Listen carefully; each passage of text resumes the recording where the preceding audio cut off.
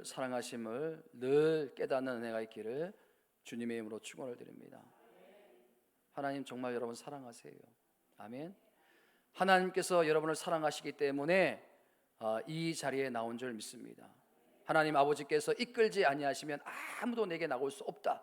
그렇기 때문에 하나님께서 이끌어 주셨기 때문에 여러분 마음 가운데 오늘 내가 예배 드려야 되겠다, 그런 마음 주셨기 때문에 오늘 이 예배의 자리에 나온 줄 믿습니다. 이 자리에 나왔다면 하나님께서 책임져 주시는 거예요. 그래서 하나님께 맡기고 예배 드릴 때 말씀을 통해서 여러분 마음 가운데 놀라운 회복의 역사가 일어날 줄 믿습니다. 제가 지난 주간에 차를 몰고 이렇게 라디오를 듣는데 어느 여전도사님의 간증을 듣고 제가 마음의 소원을 품고 한 주간 기도하게 되었는데요, 그 여전도사님의 간증은 이렇습니다. 제가 그대로 그 내용을 읽어드리겠습니다. 제가 신학교 다닐 때 일입니다. 토요일에 학교를 마치고 집으로 오는데 갑자기 하나님이 제 안에 부담감을 주셨습니다. 지금 거제도로 내려갔으면 좋겠다라는 마음이었습니다. 당시 거제도에는 저와 꽤 나이 차이가 나는 사촌 언니가 결혼을 하여 살고 있었습니다. 대학 때 형부를 만나 꽤 빨리 결혼을 하고 아이를 낳았는데 제게는 조카들인데 그 조카들의 나이가 20대입니다. 그런 언니가 신실하게 하나님을 믿었는데 불교 집안인 형부네 집으로 시집을 가가지고 교회에 다니지 않고 불신까지 생기는 그런 지경에 이르렀습니다. 그것이 늘 저에게는 걱정이고 기도 제목이었습니다. 그런데 그 언니가 있는 거제도로 갑자기 가라는 마음을 주셔서 오후 4시쯤 버스를 타고 거제도로 갔습니다. 갑작스러운 주님의 음성에 이유는 묻지 않고 순종하였습니다. 연락도 하지 않고 밤 10시경 넘어 언니네 집에 도착하여 초인종을 눌렀습니다. 그리고 둘째 조카가 나오더니 문을 열고 저를 보더니 현관에 주저앉아서 엉엉 울었습니다. 제게 하나님이 거제도로 내려가라고 하셨을 그때에 문을 열어준 둘째 조카에게 이런 일이 있었습니다. 언니만 알고 모든 가족들이 모르고 있었는데 저희 둘째 조카가 공황장애, 아주 심각한 공황장애, 또 정신적으로 어려움을 호소하여 정신과 상담을 받고 있었습니다. 그런데 그 우울증과 상태가 점점 심해져서 하루 종일 죽고 싶은 마음이 있었다고 합니다. 이렇게 살아서 뭐하나 하는 생각이 들어 죽자, 그런 마음이 점점 커졌다고 합니다. 그러다가 이 조카가 만약 신이 있다면 나를 좀 구해주세요 라고 기도하며 너무 우울하고 답답하니까 가족들이 믿는 부처요, 또 이모가 믿는 하나님이요, 또 알라요, 모든 신들이 있다면 나를 좀 살려주십시오 하며 울며 기도하였답니다.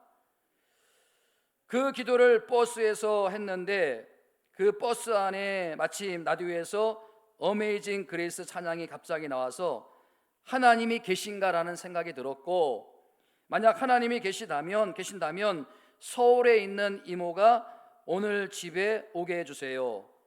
그러면 제가 하나님 믿을게요 라고 기도했는데 그날 밤에 제가 그 집에 간 것입니다.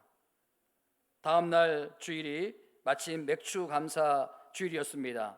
그날 함께 교회 가서 눈물 콧물 다 흘리며 예배했습니다.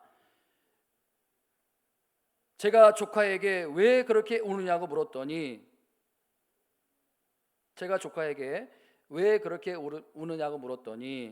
이모, 죽을 수밖에 없는 나를 하나님이 살리셨어. 하나님이 나를 살리셨어. 그날 조카가 자신을 어두운 가운데서 살리신 분은 하나님밖에 없음을 깨닫고 모든 심리적인 치료를 다 중단하고 그날부터 새벽 예배를 드리기 시작해가지고 지금은 그 교회 청년부 회장으로 섬기고 있다는 거예요. 사랑하는 성도 여러분, 이게 바로 기도의 힘, 기도의 능력인 줄 믿으시기 바랍니다.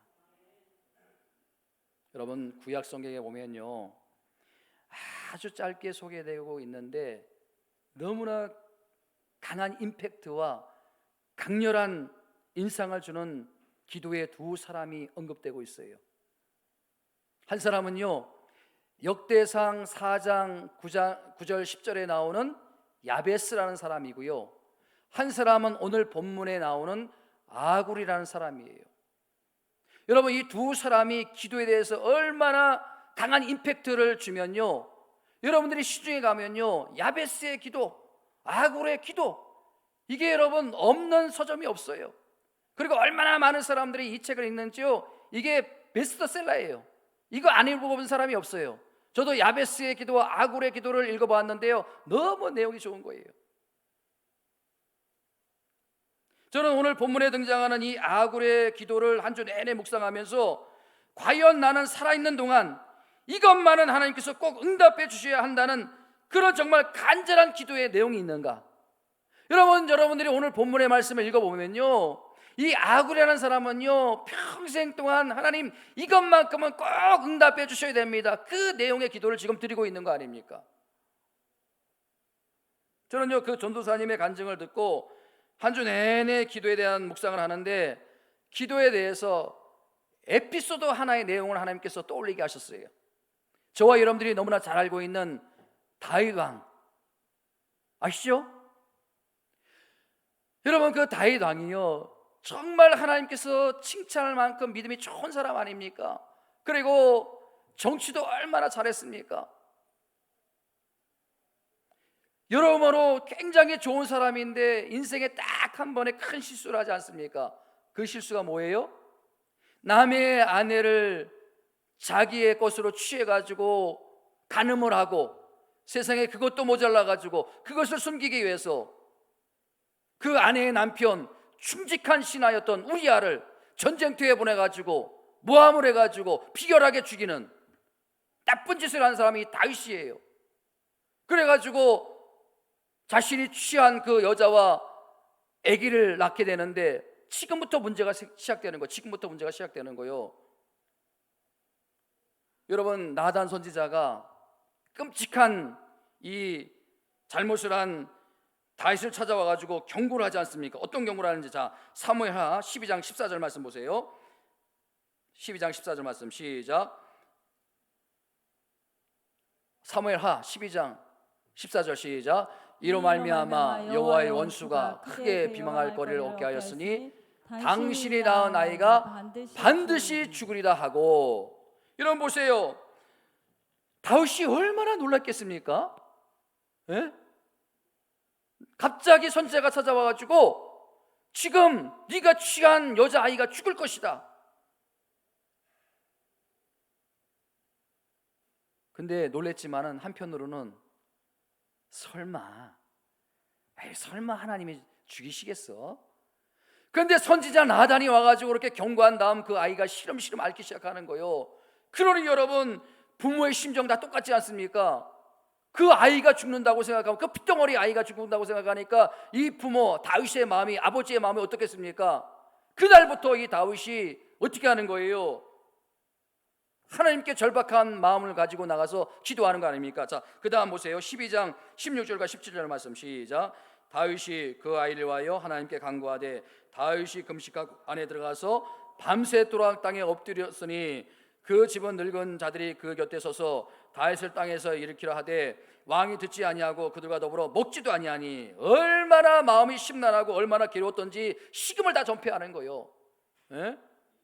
그래가지고 그 아이를 위해서 그렇게 눈물로 정말 간절히 기도하며 매달리는데, 그렇게 일주일 동안 그렇게 했는데, 절박한 기도를 했는데, 불행하게도 안타깝게도 다윗의 기도는 끝내 응답이 되지 않습니다. 일주일 만에 그 어린 핏덩어리를 하나님께서 데려가 버리신 거예요. 근데 여러분, 제 머릿속에 강한 인상으로 남아있는 건 그 다음부터예요. 그 다음부터 여러분 보세요. 그렇게 아이가 허망하게 죽은 다음에 그 다윗의 태도가 정말 이상한 거예요. 이게 우리가 평범한 사람들이 이해할 수 없는 거예요. 자, 여러분 보세요. 사무엘하 12장 20절 말씀 시작. 다윗이 땅에서 일어나 몸을 씻고 기름을 바르고 의복을 갈아입고 여호와의 전에 들어가서 경배하고 왕궁으로 들어와 명령하여 음식을 그 앞에 차리게 하고 먹은지라. 이런 보세요. 그 갓난아이를 살려달라고 그렇게 일주일 동안 금식하고 밤새 엎드려 하나님께 기도했던 다윗인데, 그 아이가 죽자마자, 그 실속이 들려오자마자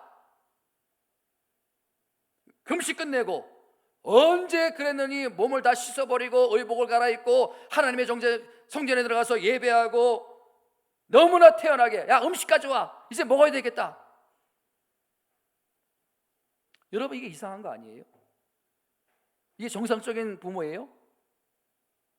아이가 죽었으면, 그 핏덩어리 아이가 죽었으면 슬퍼하고 고울하고 안타까워하고 더 밥을 먹지 못하고 더 초췌해지고 그래야 되는데, 아니 금식 끝내고 옷 갈아입고 목욕하고 음식 가져와라, 먹어야 되겠다. 옆에서 본 신하들이 너무 이상한 거요. 이 왕이 너무 이상한 거요. 그러니까 주변에 있는 신하들이 이렇게 묻습니다. 자, 21절 말씀이에요. 21절 시작. 그의 신하들이 그에게 이르되 아이가 살았을 때는 그를 위하여 금식하고 오시더니 죽은 후에는 일어나서 잡수시니 일이 어찌 된 일이니까 하니. 신하들이 옆에서 볼 때도 이해가 되지 않는 거요. 아니 그 어린 핏덩어리 아이 얼마나 귀엽고 얼마나 이뻐요. 눈에 넣어도 아프지 않는 그런 애인데 세상에 하나님이 데려가 버리셨어요. 그러면 하나님 원망하고 도대체 이게 무슨 일입니까? 그랬는데 이게 왕이 이상한 거요. 알 수가 없는 거요. 그런데 여러분, 다윗의 대답이 어떻게 대답하는지, 다윗이 어떻게 대답하는지, 자 보세요 여러분. 22절 말씀 보세요. 22절 말씀, 다윗이 어떻게 대답하는지 잘 보세요. 시작. 이르되 아이가 살아있을 때 내가 금식하고 온 것은 혹시 여호와께서 아이를 불쌍히 여기사 아이를 살려주실지 누가 알까 생각하거니와. 자, 그 다음 23절이 굉장히 중요한 말씀이 나와요. 자, 23절 말씀 같이 한번 읽어봅니다. 시작. 지금은 죽었으니 내가 어찌 금식하라. 내가 다시 돌아오게 할 수 없느냐. 나는 그에게로 가려니와 그는 내게로 돌아오지 아니하니라. 저는요, 이 다윗의 놀라운 답변 속에 오늘날 우리가 드려야 될 두 가지 중요한 기도의 내용을 발견하는 거예요. 첫 번째는 뭐냐면요, 미래지향적인 태도예요. 여러분, 이 다윗의 태도를 보세요. 과거 지향적인 태도가 아니라 미래지향적인 태도예요. 미래지향적인 기도를 드리고 있는 거예요. 여러분, 다윗도 아버지예요. 그 어린 핏덩어리 아이가 죽었을 때 얼마나 마음이 괴롭고 고통스럽고 아팠겠습니까? 그것도 자기의 죄 때문에 그런 거예요. 누구의 죄 때문도 아니에요. 자기의 죄 때문에 그 어린 자식이 죽었는데 왜 고통이 없겠습니까? 그런데 다윗이 그런 절망적인 상황에서 어떤 태도를 취했다고요? 여러분, 다윗의 마음에는요, 되돌릴 수 없는 것에 연연하지 않겠다는 마음에 강한 의지가 있는 거예요. 에? 과거 때문에, 되돌릴 수 없는 과거 때문에 거기에 연연하면서 내 자신을 망치지 않겠다는 그런 철저한 마음의 의지가 그를 일으켜 세워주더라는 거예요. 그를 일으켜 세워주더라는 거예요. 여러분 보세요. 12장 23절 말씀을 다시 한번 보세요. 다윗의 의지가 얼마나 단호한가. 이미 아이는 죽었다는 거예요. 그 아이는 살아 돌아오지 않는다는 거예요. 내가 아무리 울고 불고 식음을 전폐한들 되돌이킬 수 없는 일이 나면 나는 거기에 연연하지 않겠다는 거예요. 연연하지 않겠다. 여러분, 이게 믿음의 사람이에요. 저나 여러분들이나 과거에 연연하지 않고 미래지향적인 사람들이 되시기를 주님의 이름으로 축원드립니다. 여러분, 과거에 연연한들 뭐가 달라지겠습니까? 과거를 생각한들 뭐가 달라지겠습니까? 앞으로가 중요한 거예요. 미래가 중요한 거예요. 제가 오늘 새벽에 이 말씀 붙들고 기도하는 가운데 하나님께서 또 한 가지 사건을 주시더라고요. 마태복음 8장 21절에 보면 예수님의 제자 중 한 사람이 예수님을 찾아왔어요. 예수님, 선생님, 아버지가 돌아가셨어요. 나는 가서 장례를 치러야 되겠습니다. 그러니까 허락해 주세요. 여러분, 장례가 얼마나 중요해요. 장례가 나면요, 직장에서 다 허락해 줍니다. 심지어는 교도소에 들어가 있어도요, 그 부모가 돌아가셨다 하면요, 일시적으로 석방을 해줘요. 가서 장례 치르고 오라고. 근데 여러분, 오늘 본문에 보세요. 예수님이 어떤 대답을 이 제자에게 하는지, 자 마태복음 8장 22절 말씀 보세요. 예수님이 어떤 대답을 하는지. 시작. 예수께서 이르시되 죽은 자들이 그들의 죽은 자를 장사하고 너는 나를 따르라. 여러분, 우리 예수님이 얼마나 인정이 많으신 분이에요. 우리 예수님이 얼마나 정이 많으신 분이에요. 얼마나 사랑이 많으신 분이에요. 그렇다면 여러분, 아버지가 돌아가셨다면, 장례를 치른다면, 그래 네가 먼저 가라, 내가 곧 따라가겠다, 얼마나 마음이 슬프냐, 내가 위로해 주겠다, 함께 우리가 위로해 주겠다. 그게 아니에요. 죽은 자들은 죽은 자들로 장례하게 하고 너는 나를 따르라. 이게 어떻게 보면 너무나 냉정하게 들리는 말씀이 아닙니까? 왜 예수님께서 이렇게 말씀하셨을까요?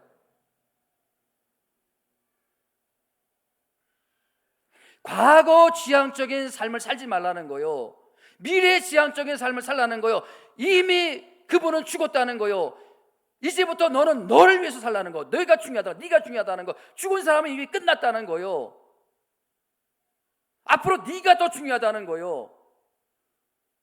여러분, 우리가 죽은 사람을 향해서 그분이 뭐 지옥 갔다 천국 갔다 그게 중요한 거예요? 이미 죽음으로 끝난 거예요. 천국과 지옥이 이미 정해진 거예요. 그럴 때는 네가 이제부터 하나님 믿고 나 영접하고 나를 따르고, 그래서 네가 천국 가는 게 중요하다는 거예요. 과거 지향적인 삶을 살지 말라는 거예요. 미래 지향적인 삶을 살라는 걸 강하게 명령하고 있는 게 아닙니까? 여러분, 과거에 연연하지 마세요. 미래가 중요한 거예요.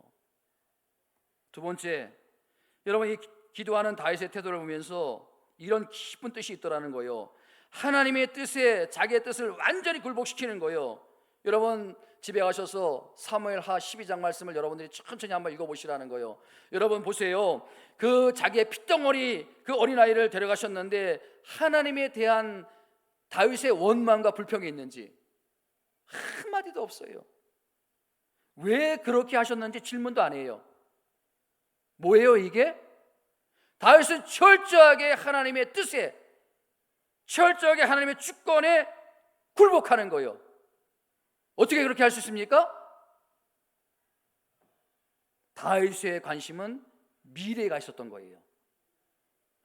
미래가 있었던 거예요.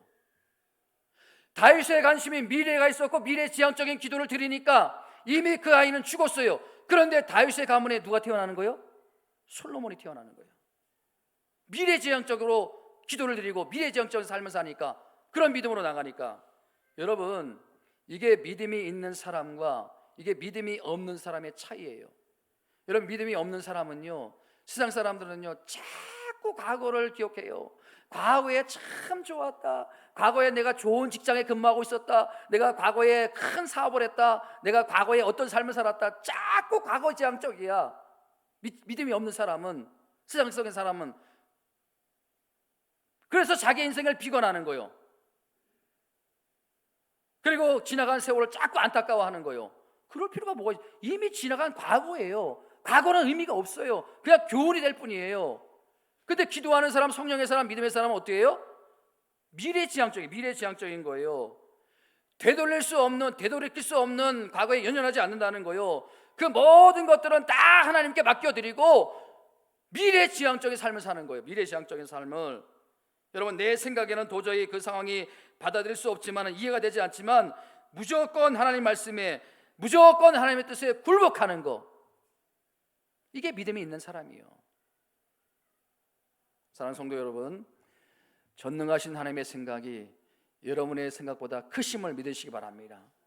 하나님이 계획하시고 하나님이 섭리하신 것이 여러분들이 계획하시고 여러분들이 설계하는 길보다 훨씬 더 나은 길임을 믿으시기 바랍니다. 여러분, 내 머리로 이해가 되지 않지만, 내 이성으로 납득이 되지 않지만 하나님이 그렇게 결정하셨다면 거기에 순복하는 거예요. 그대로 따르는 거예요. 하나님이 그렇게 하셨는데 우리가 바꿀 수 있습니까?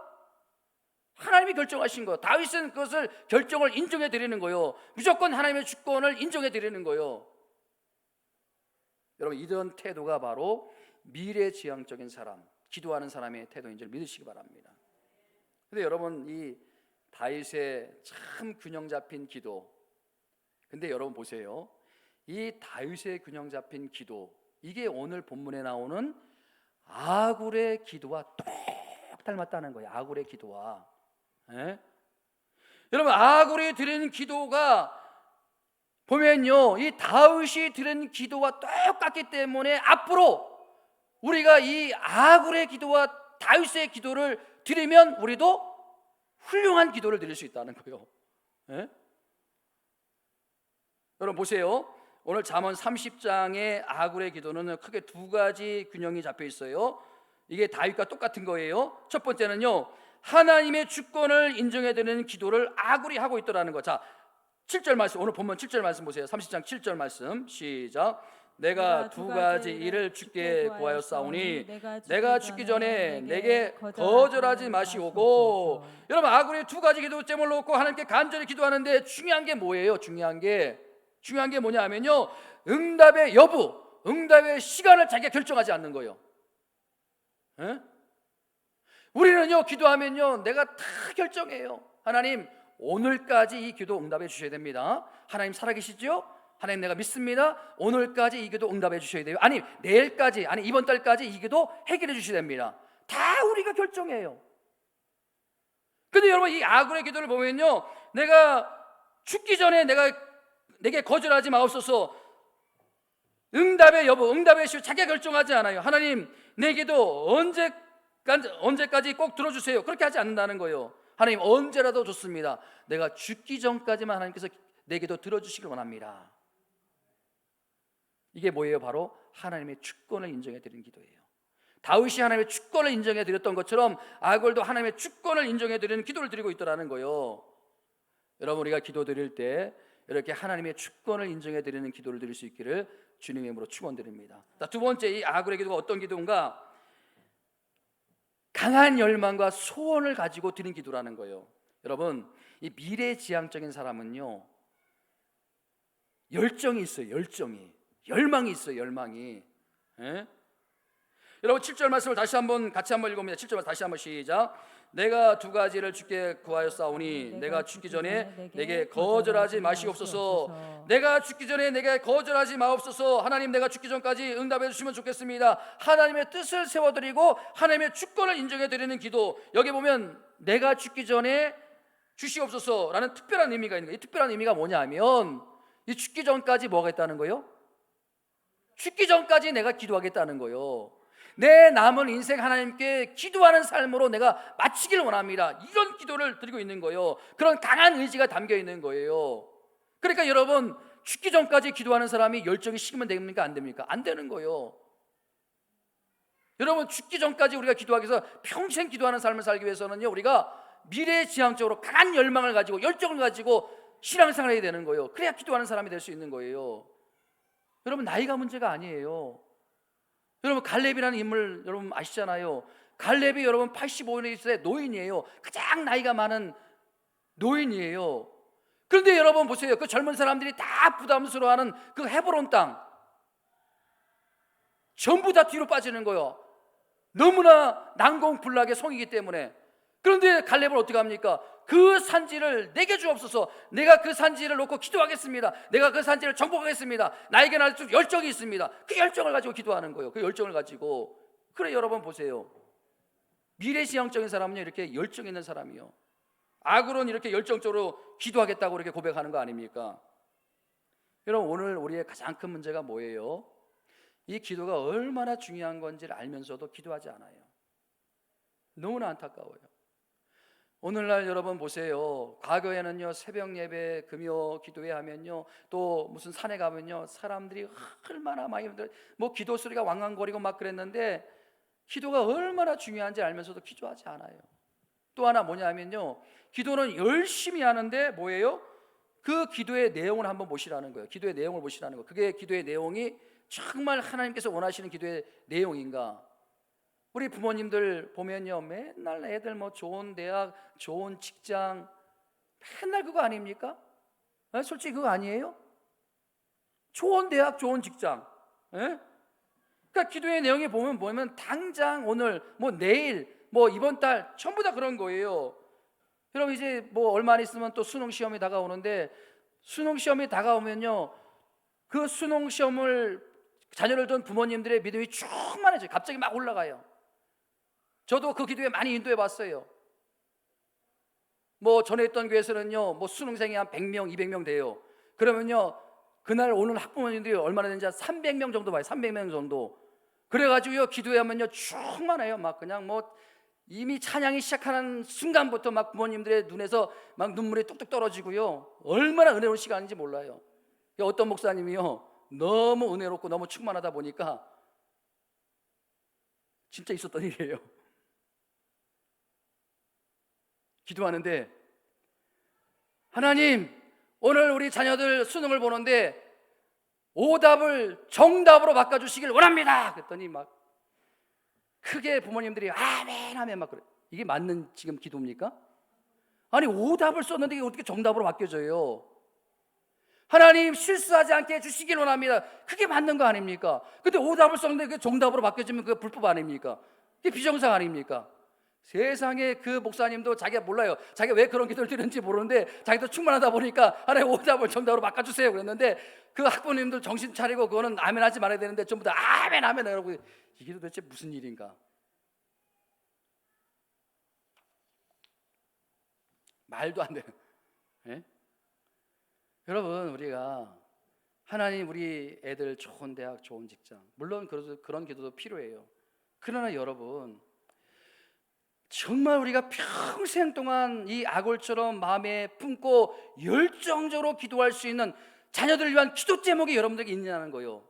예? 그 좋은 대학 들어가서 뭐 할 거예요? 좋은 직장 나와서 뭐 할 거예요?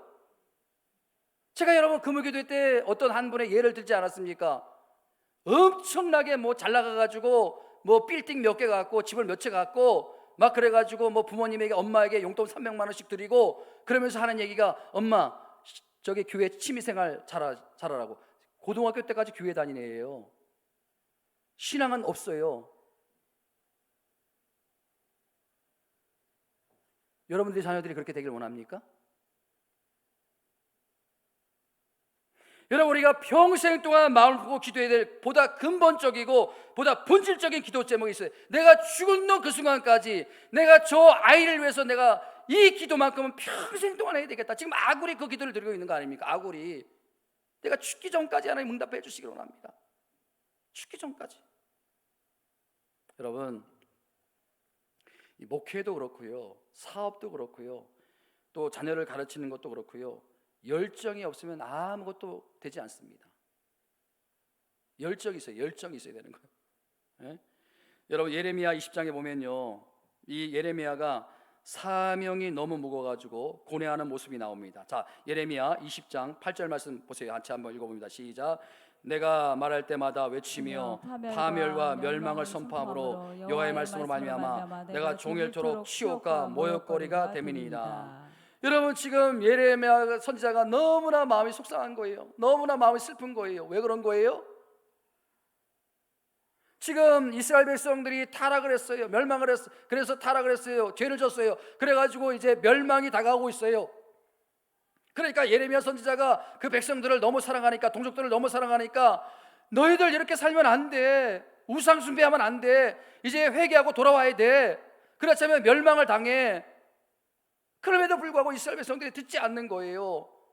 오히려 그런 말을 하는 예레미야 선지자를 조롱하고 핍박하고 멸시하고 미친놈이라고 하고 야 미친놈아 그런 소리 하지 마. 무슨 멸망이야. 어림도 없는 소리 하지 마. 여러분 이러니까 예레미야가 견딜 수가 없는 거예요. 속상한 거예요. 그러니까 여러분 보세요. 너무 마음이 답답하니까 자 예레미야 20장 9절 말씀 이렇게 고백합니다. 예레미야가 시작. 내가 다시는 여호와를 선포하지 아니하며 그의 이름을 말하지도 아니하리라. 목회자의 입장에서 보면요 이 예레미야 선지자의 이 말이 100번 1000번 옳은 거예요. 100번 1000번 옳은 거예요. 예? 여러분 예레미야 선지자가 자기 좋으라고 이렇게 하는 거예요? 뭐 자기 때문에 이렇게 하는 거예요? 아니잖아요. 이스라엘 백성들이 멸망을 당할까 봐 어려움을 당할까 봐 사랑하는 마음으로 그렇게 예레미야 선지자가 눈물의 선지자 아닙니까? 눈물로 매일마다 기도하면서 선포하는 거예요. 근데 귀를 닫고 있는 거예요. 여러분 제가 여러분들에게 이렇게 강단에서 저도 조용히 설교하고 싶어요. 열정적으로 여러분들에게 이렇게 말하는 게 뭐예요? 여러분을 사랑하기 때문에 그런 거예요. 여러분 좀 잘 되시라고, 여러분 하나님으로부터 축복을 받으라고, 또 여러분들이 옳은 길로 인도함 받기를 원해서. 근데 여러분들이 맨날 그냥 뭐 예배 시간에 나와서 졸고, 또 그냥 뭐 세상에 나가서 그냥 타락하고 죄짓고 그러면요, 저도요 이 예레미야 같은 마음이 들 거예요. 설교를 해서 뭐하나. 근데 여러분 보세요, 이 전체의 내용을 읽어보면요, 20장 9절의 전체의 내용을 보면요, 이 예레미야의 마음이 이게 본심이 아니라는 걸 알 수 있어요. 자, 29절 말씀 다시 한번 읽어보면 9절 말씀 전체를 한번 보여주세요. 시작. 내가 다시는 여호와를 선포하지 아니하며 그의 이름을 말하지 아니하리라 하면 나의 마음이 불붙는 것 같아서 골수에 사무치니 답답하여 견딜 수 없나이다. 여러분, 예레미야가 앞에 나온 게 본심이 아니에요. 내가 선포하지 않겠다, 내가 말하지 않겠다, 그게 아니에요. 내가 그런 마음이 들면 들수록 나의 사명의 열정이 막 타오른다는 거예요. 그래가지고 내 마음이 막 불붙는 것 같다는 거예요. 내가 그래서 전하지 않으면 견딜 수가 없다는 거예요. 더 내가 전하고 싶은 마음이 있다는 거예요. 그게 더 간절하다는 거예요, 여러분. 이 열정 가진 사람이요, 여러분. 여러분, 쉬운 성경으로 이렇게 번역됐습니다. 이제는 주님을 말하지 않겠다, 나는 주님의 이름으로 외치지 않겠다 하고 결심을 하여 보지만 그때마다 주님의 말씀이 나의 심장 속에서 불처럼 타올라 뼛속까지 타올라 나는 견디지 못하며 그만 항복하고 말았다. 자기 의지가 아니에요. 하나님의 열심으로 자기가 이끌림 받고 있다는 거예요. 여러분, 예레미야가 죽을 때까지 이렇게 핍박을 받고 조롱을 당했는데, 여러분, 그렇다면 예레미야가 불행한 사람이었을까요? 불행한 사람이었어요? 불행하게 보여졌을까요? 예레미야 눈물을 얼마나 많이, 눈에 진물이 날 정도로 눈물을 많이 흘렸어요. 그렇다면 여러분, 예레미야가 정말 불행하게 보여졌을까요? 여러분, 우리가 성경을 읽어보면요, 예레미야가 불행하게 보였다는 흔적이 한 번도 없어요. 예레미야는 오히려 그 눈물을 자기가 사명을 다 감당했다는 감격의 눈물로 승화를 시켜요. 여러분, 그런 맥락에서 이 지금 아굴이요, 인생을 걸고 기도하는 두 가지 기도 제목이 뭐냐는 거예요. 아굴이 인생을 걸고 지금 무슨 문제가 있길래, 지금 그 시대에 무슨 문제가 있기에, 그 가정에 무슨 문제가 있기에. 여러분, 이 아굴은 부모거든요. 그 부모가 자식을 위해서 어떤 기도를 평생 동안 품고 기도했는지 두 가지 중요한 게 있어요. 그 첫 번째 기도 제목이 뭐냐 보니까, 자, 여러분 8절 말씀 보세요. 8절 말씀이 그 첫 번째 기도 제목이 있어요. 시작. 곧 헛된 것과 거짓말을 내게서 멀리 하옵소서. 여러분, 이 아굴이라는 사람이 그렇게 절박하게 기도했던 첫 번째 기도가 뭐라고요? 정직이에요. 정직. 여러분, 이게 좀 의외가 아닙니까? 예? 얼마나 많은 기도 제목이 있었겠어요. 그런데 아굴이라는 사람이 평생 동안 마음에 품고 그렇게 간절하게 기도했던 첫 번째가 뭐냐 하면 정직이라는 거예요. 정직. 여러분, 이게 절박한 기도예요? 사업이 어려가지고 내일 당장 3억이 필요한데 3억을 하나님께서 보내주셔야 되는데 이게 절박한 기도지. 아니, 내일 수술을 앞두고 있는데 수술이 잘 되게 해달라는 거, 그게 절박한 기도지. 내일 시험이 있는데, 직장에 또 시험이 있는데 그 시험을 잘 치게 해달라는 게 그게 절박한 기도지. 이게 무슨 정직이 절박한 기도냐. 참 이게 좀 이상한 거 아닙니까? 여러분, 그렇게 생각하지 않으세요? 이게 중요한 거예요, 정직이? 목숨을 걸고 이게 평생 동안 기도해야 될 거예요?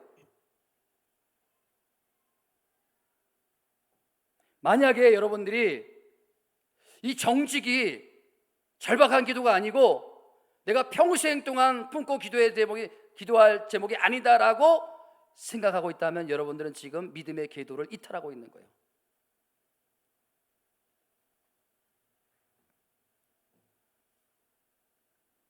여러분, 왜 우리가 아굴처럼 밤낮 정직을 놓고 기도해야 되는지 이 시대를 보면 여러분들이 알 수 있을 거예요. 이 시대를 보면 알 수 있을 거예요. 예? 여러분, 이 시대가 지금 정직해요, 정직하지 않아요? 예? 여러분, 이 시대는요, 정직하면 손해를 본다고 하는 시대예요. 정직하면 손해를 본대. 그게 그냥 일반화돼 있어요. 정직하면 손해봐. 그래서 정직하지 않아야 돼. 이게 여러분 심각한 사회 문제가 아닙니까? 예? 제가 언젠가 그 선거, 국회의원이 이제 선거법에 위반이 돼가지고 수사를 받게 되었는데, 독실한 크리스찬이에요. 보니까 독실한 크리스찬이요. 국회의원 중에 40%가 기독교인인 거 아시잖아요. 독실한 크리스찬인데 선거법 위반이 돼가지고 수사를 받게 되었는데, 그러니까 많은 사람들이, 막 많은 기자들이 이제 그 후레쉬를 터뜨리면서 이제 무슨 말을 할까 들으려고 막 인터뷰를 하는데, 여러분, 이 사람도 답답하지 않겠습니까? 에? 자기 결박을 주장하려고, 나는 정말 그 일에는 관련이 없습니다.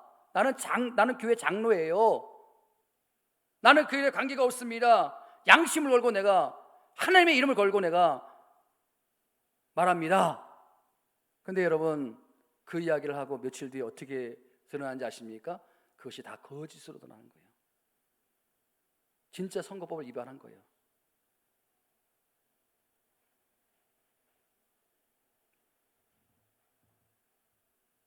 이게 여러분 교회 현실이에요. 교회 현실. 제가 목사라고 해서 또 그런 장로님들을 비방할 수 있느냐? 절대 그럴 수가 없어요. 여러분, 우리가 미국에 가려면 이제 비자를 발급받지 않습니까? 근데 여러분, 그 비자 발급받기 위해서 이제 그 목사님들이 가가지고 모든 그 서류가 다 구비되었어요. 완벽해요. 뭐 여러분, 미국 비자 발급받기 까다로운 거 아시잖아요. 그래서 뭐 다 했어요. 그래야 직업란에 목사라고 딱 쓰면 비자 발급이 안 나온대요. 네? 실제로 그래요. 실제로. 아니, 다른 서류가 좀 미비해도 직업란에 목사라고 쓰면 미국이 기독교가 아닙니까? 그러면 비자 발급해 주겠습니다. 그렇게 해야 되는데, 그 직업란에 목사라고 딱 쓰면요, 비자가 안 나온대요. 왜 그런지 아세요? 이 목사님들이 보통 최장 기간이 6개월 비자 아닙니까? 6개월 비자 받아가지고 가가지고 돌아오겠다고 가서 교회를 개척하고 영주권을 신청하고 절대 안 돌아온다는 거예요. 대부분의 목사들이 그렇다는 거예요. 그러니까 비자 발급해주는 분들이 뭐라 그러냐면, 목사님들은 쓴 거짓말장이라는 거예요. 이게 여러분 현실이에요. 이게 뭐 또 제가 목사님들 또 뭐라 그런다고 저는 또 정직하냐? 그렇지 않아요. 저도. 제가 여러분 이 시간에 제가 되도록이면 이 원고대로 설교하려고 타이핑을 다 쳐서 올라와요. 그리고 웬만하면 다 외워서 전하려고 해요. 근데 어떨 때 보면요, 저도 막 과장할 때가 있어요. 예? 어떻게 과장해요? 방귀 껐는데 똥 쌌다 그러고. 저도 똑같아요. 이게 죄성을 가진 인간이에요. 죄성을 가진 인간은 어쩔 수가 없어요. 그래서 우리는 날마다 어떤 기도를 드려야 되는 거예요? 눈을 뜨자마자 하나님, 오늘도 헛된 것과 거짓말을 멀리게 주옵소서. 잠자리 들 때도 마찬가지예요. 잠자리 들 때도 하나님, 오늘 하루 동안 제가 부지불식간에 제가 과장하고 없는 말을 만들고 헛된 것과 거짓이 있다면 하나님 용서해 주시길 원합니다. 이걸 우리가 평생 동안 드려야 된다는 거예요. 평생 동안. 그래야 하나님 앞에 우리가 정직하게 살 수 있고 하나님 앞에 우리가 부끄럽지 않게 살 수 있다는 거예요. 죽을 때까지 기도를 드려요. 죽을 때까지. 그렇기 때문에 이 아굴은 평생 동안 죽을 때까지 정직을 놓고 기도했다는 거예요. 자신도 정직하고 가족들도 정직하고 자녀들도 정직하고. 이게 여러분 이 아굴의 기도를 통해서 오늘 우리에게 주시는 교훈이에요. 바라기는 여러분, 오늘부터 눈을 뜰 때 혹은 잠자리에 들 때 내가 하나님 헛된 것에 마음을 두지 않고, 내가 거짓말하지 않고, 내가 정말 정직하게 살게 하나님 나를 도와주시옵소서. 이 기도를 드릴 수 있기를 주님의 이름으로 축원드립니다. 여러분, 이게 왜 중요한지 아세요? 여러분, 이 정직이라는 것은요, 이게 도덕적인 문제도 아니고요, 인격적인 문제도 아니고 성격적인 문제도 아니고, 이게 왜 중요하냐면 이게 영적인 문제이기 때문에 중요한 거예요. 정직은 영적인 문제와 이게 통하는 거예요. 여러분 보세요. 요한복음 8장 44절 시작. 너희는 너희 아비 마귀에게 났으니 너희 아비의 욕심대로 너희도 행하고자 하느니라. 그는 처음부터 살인자요 진리가 그 속에 없으므로 진리에 서지 못하고 거짓을 말할 때마다 제 것으로 말하니 이는 그가 거짓말장이요 거짓의 아비가 되었습니다. 여러분, 거짓말하는 거는요, 이거는요 악한 영의 이용을 당하는 거예요. 거짓은 영적인 문제예요. 뭐 우리가 살다 보면 거짓말할 수 있지, 또 사람은 원래 그래, 그러면 안 되고요. 이게 영적인 문제라는 심각성을 가지고 뼈를 깎는 고통을 가지고 우리가 매일마다 하나님 앞에 기도를 드리면서 우리가 정직한 삶을 살아야 되는 거예요. 자, 두 번째, 이 아굴이 그렇게 목숨을 걸고 구했던 게 뭐냐 하면 자, 8절 하반절에 보세요. 8절 하반절에, 자, 8절을 다시 한번 읽습니다. 시작. 곧 헛된 것과 거짓말을 내게 멀리 하옵시고, 그 다음 보세요. 시작. 가난하게도 마옵시고 부하게도 마옵시고 오직 필요한 양식으로 나를 먹이게 하소서. 여러분 잘 보세요. 나를 가난하게도 마시고 부하게도 마시고 오직 필요한 양식으로 나를 먹이시옵소서. 자, 여러분 보세요. 앞에 나오는 이 나를 가난하게도 마옵시고, 이거 우리가 날마다 드린 기도 아닙니까? 하나님, 너무 힘들어요. 하나님, 좀 사업도 잘 되게 해주시고요. 하나님, 좀 직장도 좀 든든하게 세워주셔서, 하나님, 내가 물질의 어려움을 갖지 않게 해주시고 좀 물질의 풍요함이 있어서 나누고 베풀고 그런 삶을 살기 원합니다. 날마다 드린 기도예요. 나를 가난하게도 마옵시고. 자, 근데 그 다음 보세요. 부하게도 마옵시고. 이 기도를 날마다 드립니까? 이 기도 드려요, 안 드려요? 예? 왜 안 드려요? 예? 여러분, 아골이 평생 목숨을 걸고 왜 이 기도를 드렸을까? 필요하기 때문에, 정말 중요한 문제이기 때문에. 나를 가난하게도 마옵시고 나를 부하게도 마옵시고. 가난하게도 말라는 건 이해가 돼요. 그러나 부하게도 마옵시고. 왜 부하게도 마옵시고? 그 다음 9절에 답이 있어요. 9절을 띄워주세요. 시작. 혹 내가 배불러서 하나님을 모른다. 여호와가 누구냐 할까 하며. 답이 나오잖아요. 예? 여러분, 우리가 인생에 막 성공하잖아요. 그리고 인생이 막 잘 풀리잖아요. 그러면요, 하나님 필요 없다라는 거예요. 예? 제가 아까 말했던 그 사람, 자기 하나님 필요 없대요. 이제 너무나 풍족하다는 거예요. 이 말씀이 딱 떠오르더라고. 제가 그 얘기 듣는데, 하나님을 모른다. 여호와가 누구냐? 세상에 어릴 때부터, 꼬마 때부터 고등학교 때까지 신앙생활 했는데 하나님 모른다. 필요 없다. 사람이 부해지면요, 교만해져요. 그래서 날마다 부하게 마옵시고. 여러분, 제가 부자가 되지 말라는 말은 아닙니다. 여러분, 돈 많이 버세요? 싫으세요? 여러분, 돈 많이 버세요? 아멘 하셔야지. 돈 많이 버세요? 부자 되세요? 근데 교만하지 말라는 거예요. 예? 하나님 모른다. 여호와가 누구냐? 부자가 됐어요. 돈을 많이 벌었어요. 그럼 어떻게 되는 거예요? 날마다 하나님이 하셨습니다. 하나님이 주셨습니다. 감사하는 거예요. 그럼 부자가 돼도 돼요. 그럼 돈을 벌어도 돼요. 근데 부자가 돼가지고 이렇게 하나님 모른다고 여호와가 누구냐 하고, 그렇기 때문에 부하게도 마옵시고 뭐예요? 날마다 일용할 양식을 구하라, 이렇게 하지 않습니까? 여러분, 제가 이 아굴의 기도를 묵상하면서 이스라엘 백성들이 광야에서 먹었던 만나를 생각했어요. 만나. 여러분, 만나 아시잖아요? 홍해를 건너 이스라엘 백성들이 광야 생활을 하는데, 이제 하나님께서 광야에는 아무것도 없으니까 만나를 하늘에서 내려주셨어요. 여러분, 만나 한번 어떤 음식인지 한번 상상해 보셨어요?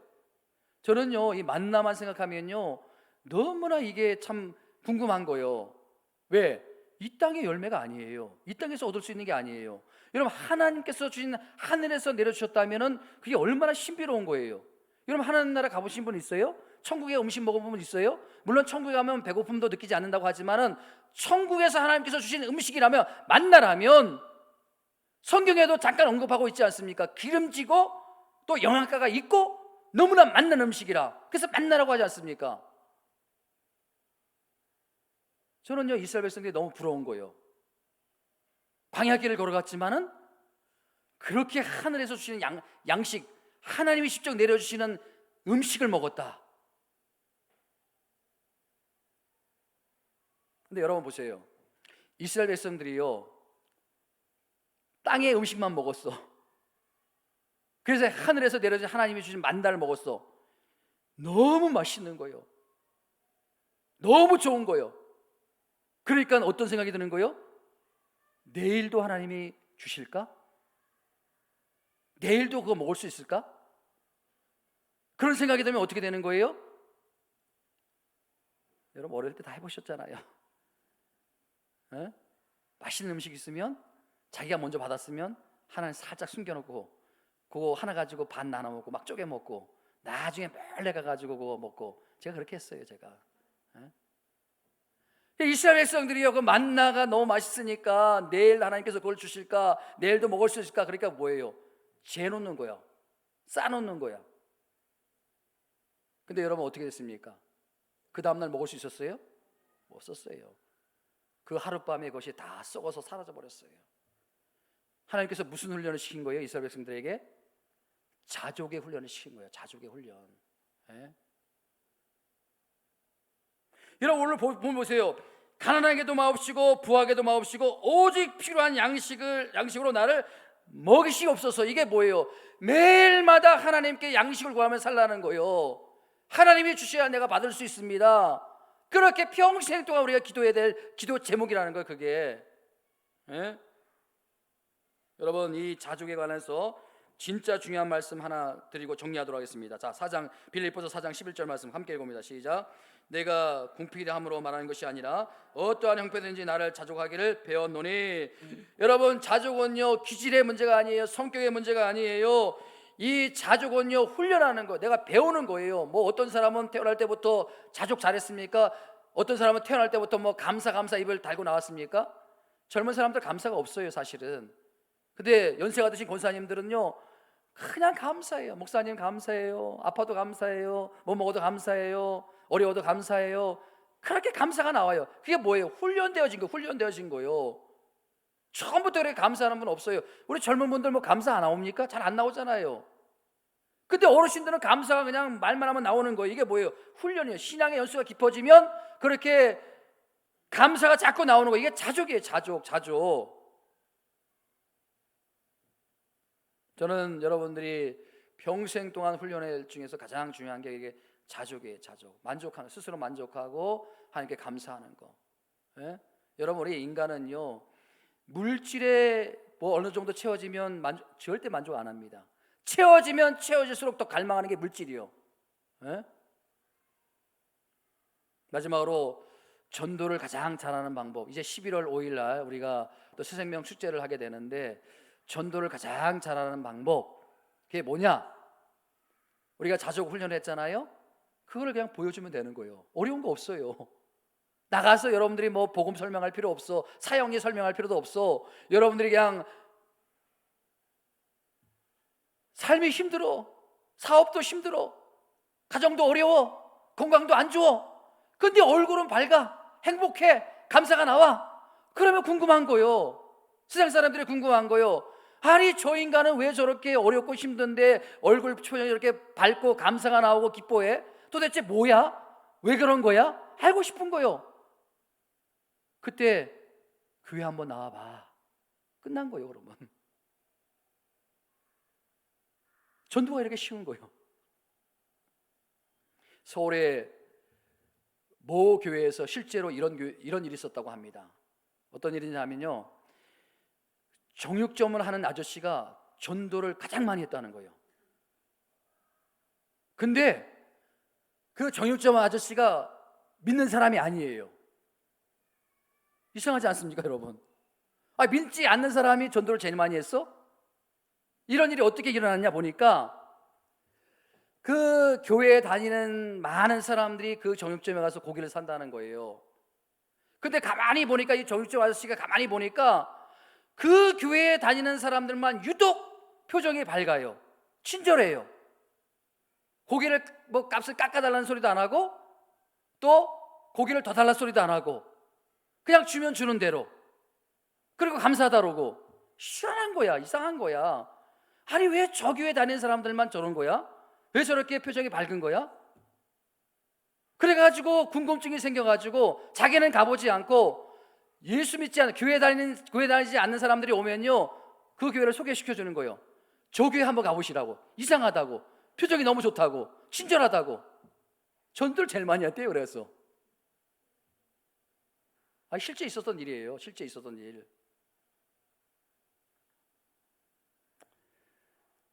말씀을 마무리합니다. 저와 여러분들이, 우리 교회가 이런 소리를 들으면 좋겠다. 아멘. 우리 8교회 성도님들은 참 표정이 밝다.